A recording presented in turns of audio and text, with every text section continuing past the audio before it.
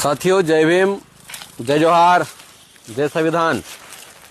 साथियों, अभी हम लोग देख रहे हैं कि कुछ तथाकथित लोग आदिवासी क्षेत्रों में एक तो ईसाईकरण के नाम पर आदिवासियों का धर्मांतरण हो रहा है, एक हिंदू के नाम पर भी आदिवासियों का धर्मांतरण हो रहा है। जबकि आदिवासी समाज इसी प्रकृति को पूजने वाला, इस जमीन को पूजने वाला, इस पेड़ को पूजने वाला, उस सूरज को पूजने वाला, चांद को पूजने वाला, इन पत्थरों को पूजने वाला आज धर्म के जाल में कैसे जकड़ाता हुआ जा रहा है। आपको मैं बताऊं कि अभी 11 जनवरी को पूरे भारत में सभी जगह पर अलग अलग क्षेत्रों में आप हिंदू सम्मेलन करवा रहे हैं, आप आदिवासियों का क्या धर्मांतरण कर रहे हैं। और उसमें एक नारा दे दिया गया है कि हमो आका हिंदू छे। भाई, आपको पता भी है आदिवासी लैंग्वेज में हमो आका का मतलब होता है हम सब एक हैं। हम लोग हमो आका एक छे का बोलते हैं। आप ये क्या कर रहे हैं? आप हिंदू बनाने के लिए सबको हमो आका हिंदू छे बोल रहे हैं। भाई, आप हिंदू धर्म का आप अगर आप धार्मिक हैं और हिंदू धर्म से ताल्लुक रखते हैं तो आप कीजिए काम। कोई ईसाई धर्म का है वो ईसाई धर्म का काम करेगा, कोई मुस्लिम धर्म का है मुस्लिम धर्म का काम करेगा। दिक्कत नहीं है हमको किसी से, और हमको किसी भी धर्म से कोई समस्या नहीं है। हम सभी धर्मों का सम्मान करते हैं। लेकिन आदिवासी क्षेत्रों में जिस प्रकार से ये घुसपैठ की जा रही है, रूढ़ी प्रथा को नुकसान पहुंचाने वाली है। यह हमारी रूढ़ी प्रथा को, हमारी परंपरा को, हमारे रीति रिवाज को नुकसान पहुंचाकर हमारी ओरिजिनल आइडेंटिटी यानी कि हमारी पहचान को खत्म करने का षड्यंत्र है। हमारे अस्तित्व पर खतरा है, हमारे पहचान पर खतरा है, और ये बिल्कुल भी नहीं होना चाहिए।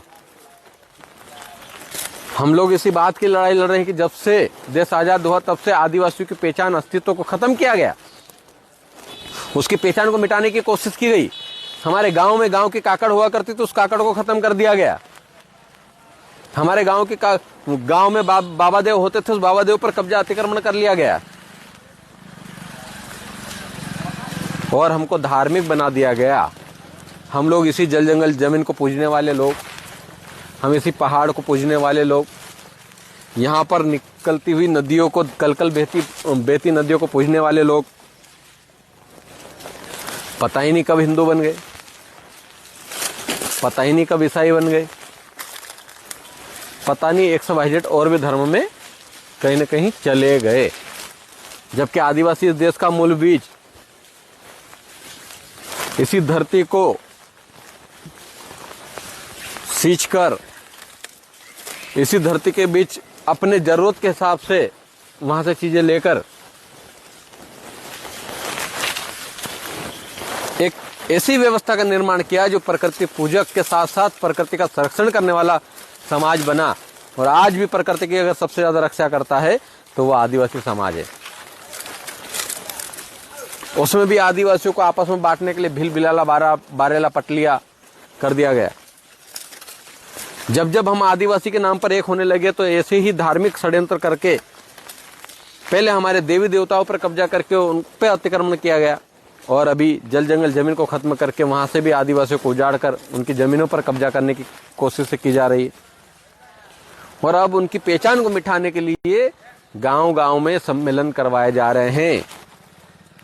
भारत की सरकार, राज्यों की सरकारें आदिवासी क्षेत्रों में रूढ़ी प्रथा का पालन करें और आदिवासियों की अपनी जीवन शैली के हिसाब से उनको जीने दें, उनको उनकी पूजा पद्धति के हिसाब से, उनके रीति रिवाज के हिसाब से कार्य करने दें। जबरन आप धर्म थोपकर उनको धर्मांतरण ना करें। बहुत से साथी सवाल करते हैं कि जयेश ईसाई धर्मांतरण पर आवाज क्यों नहीं उठाता। हम लोग कहते हैं धर्मांतरण किसी भी धर्म में नहीं होना चाहिए। आदिवासियों का कोई भी धर्म नहीं है। आदिवासी इसी प्रकृति में पला बड़ा और इसी को पूजने वाला समाज है। आदिवासी चांद सूरज धरती आग हवा पानी को पूजने वाला है। उसका ईसाईकरण भी नहीं होना चाहिए, उसका हिंदूकरण भी नहीं होना चाहिए, उसका मुस्लिमकरण भी नहीं होना चाहिए। जो धर्म के कालम में आते हैं, जब धर्म के साथ पैदा हुए हैं, वो धर्म को माने। हम सभी धर्मों का सम्मान करते हैं, फिर कह रहा हूं। और जयस हर प्रकार के धर्मांतरण के खिलाफ है, ये बात मैं आपको स्पष्ट कर देना चाहता हूं।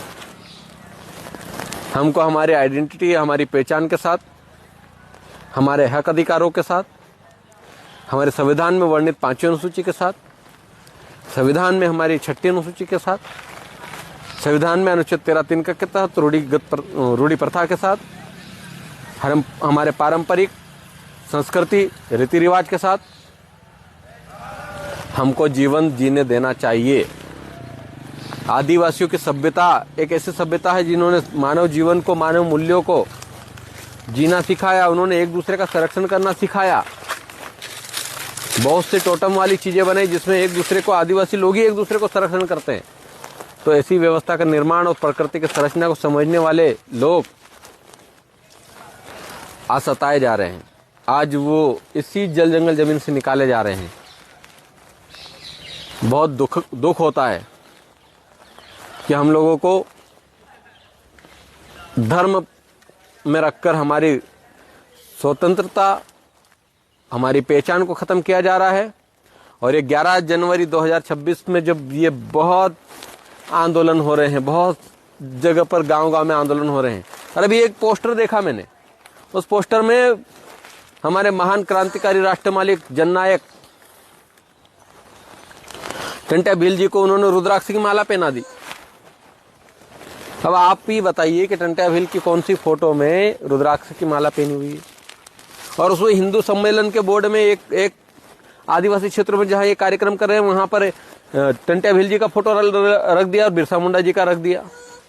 तो वो कब हिंदू थे? उन्होंने कब कहा कि हम हिंदू हैं या हम इस धर्म से हैं?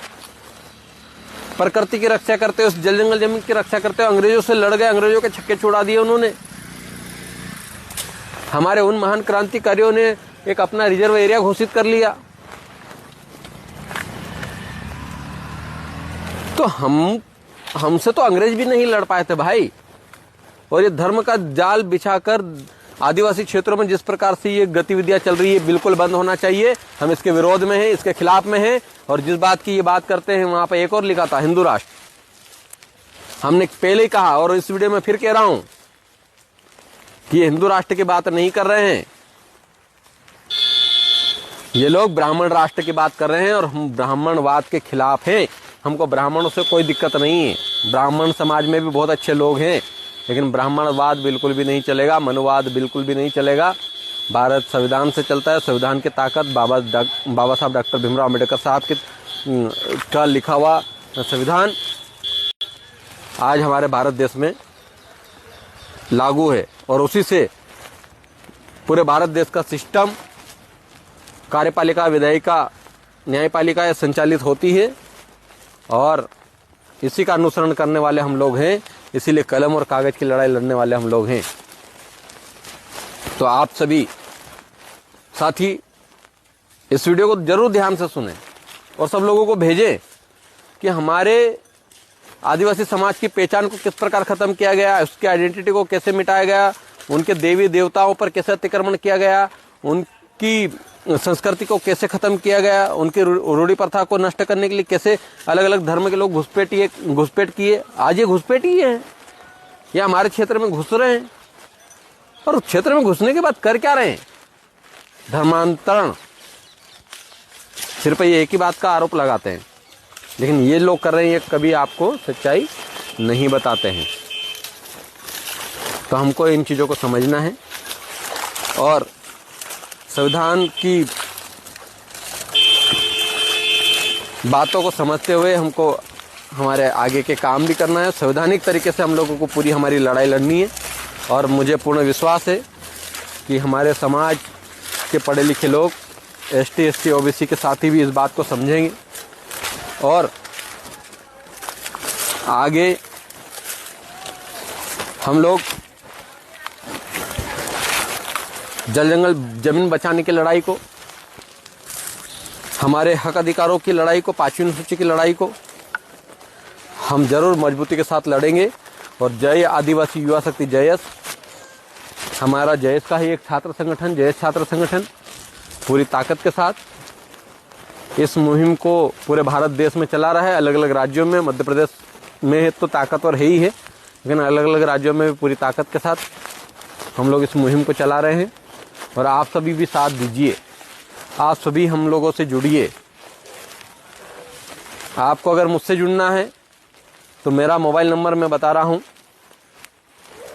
9993-411-623। आप सभी 9993-411623 आप इस नंबर पर आप मुझे व्हाट्सएप पर अपना नाम पता लिखकर मैसेज कीजिए, ताकि हम लोग एक दूसरे से जुड़ पाएं और संवैधानिक हक अधिकारों की आवाज़ को पूरी ताकत के साथ ST SC OBC माइनॉरिटी समाज के लोग और सामान्य वर्ग की भी जो संविधान के पक्षधर हैं, संविधान को मानते हैं, हम सब साथ आएँ, संविधान को बचाएं, संविधान में वर्णित हमारे हम सबके अधिकारों को बचाएं और इस आवाज़ को बुलंद करें। बहुत बहुत धन्यवाद। जोहार, जय भीम, जय संविधान।